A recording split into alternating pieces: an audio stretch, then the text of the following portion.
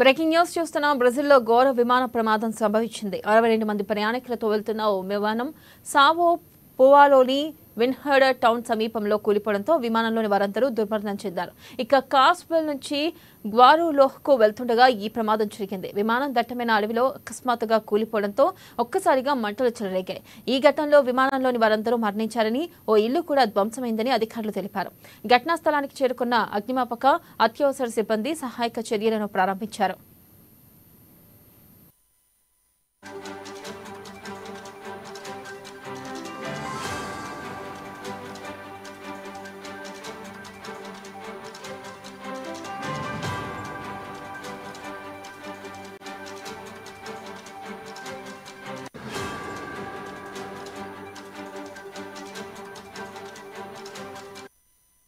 Breaking news చూస్తున్నాం. బ్రెజిల్లో ఘోర విమాన ప్రమాదం సంభవించింది. 62 మంది ప్రయాణికులతో వెళ్తున్న ఓ విమానం సావో పువాలోని వెన్హోడో టౌన్ సమీపంలో కూలిపోవడంతో విమానంలోని వారందరూ దుర్మరణం చెందారు.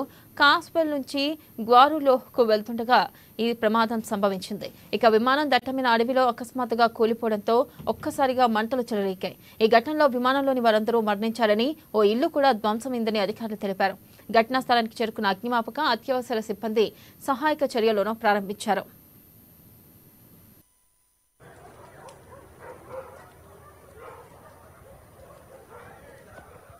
Meu Deus do céu, caiu um avião no meu vizinho!